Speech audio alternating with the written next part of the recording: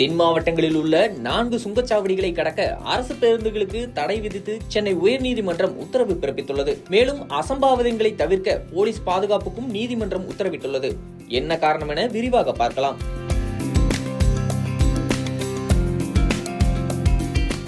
தென் தமிழகத்தில் உள்ள கப்பலூர், எட்டுராவட்டம், சாலைப்புதூர் மற்றும் நாங்குநேரி ஆகிய 4 சுங்கச்சாவடிகளை கடக்க தமிழ்நாடு அரசு போக்குவரத்து கழக பேருந்துகளுக்கு தடை விதித்து செவ்வாய்க்கிழமை அன்று சென்னை உயர்நீதிமன்றம் உத்தரவை பிறப்பித்தது. தமிழ்நாடு அரசு போக்குவரத்து கழகங்கள் சுங்கச்சாவடிகளுக்கு தர வேண்டிய நிலுவைத் தொகையை தராமல் இருப்பதால் நீதிமன்றம் இந்த உத்தரவை பிறப்பித்துள்ளது.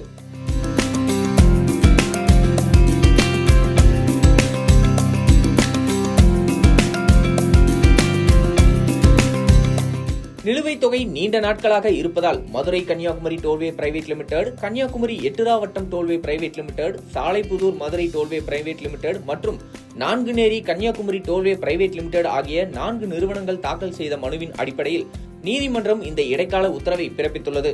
நிலுவைத் தொகையாக 276 கோடி இன்னும் செலுத்தாமல் உள்ளதாகவும் மனுவில் குறிப்பிடப்பட்டிருந்தனர். அதே நேரத்தில் சுங்கச்சாவடிகளில் இருக்கும் ஊழியர்கள் பேருந்துகளை நிறுத்தி கட்டணம் வசூலிக்க முடியாத சூழல் இருக்கிறது.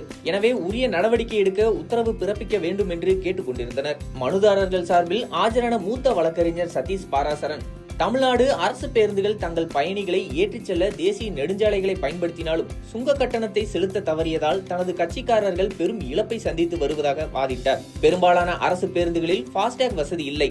இது மத்திய அரசு வகுத்த விதிகளை மீறுவதாகவும் என்று அவர் கூறினார். சட்டம் ஒழுங்கு பிரச்சனை ஏற்படும் என்ற அச்சத்தில் கட்டணம் செலுத்தாததற்காக சுங்கச்சாவடி ஊழியர்கள் பேருந்துகளை நிறுத்த துணியவில்லை என்றும் கூறினார். இந்த வழக்கை விசாரித்த நீதிபதி என் ஆனந்த் வெங்கடேஷ், போக்குவரத்து கழகங்கள் சுங்கச்சாவடிகளுக்கு கொடுக்க வேண்டிய நிலுவைத் தொகையை தீர்க்காமல் இந்த பிரச்சனையை தொடர்ந்து நீடித்துக் கொண்டே இருந்தால் நிலுவைத் தொகை 400 கோடிக்கு மேல் உயர்ந்துவிடும் என தெரிவித்தார்.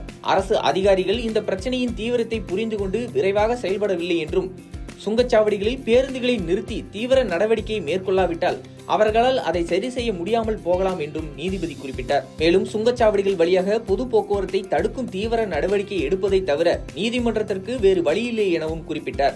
எனவே அந்த 4 சுங்கச்சாவடிகளில் அரசு பேருந்துகளுக்கு தடை விதித்து சென்னை உயர்நீதிமன்றம் உத்தரவு பிறப்பித்தது. ஜூலை 10ஆம் தேதி வியாழக்கிழமை முதல் இந்த தடை அமலுக்கு வருகிறது. மேலும் சுங்கச்சாவடிகளில் அசம்பாவித சம்பவங்களை தடுக்க போதுமான போலீஸ் படையை நியமிப்பதை உறுதி செய்யுமாறு காவல்துறைக்கு உத்தரவிட்டார்.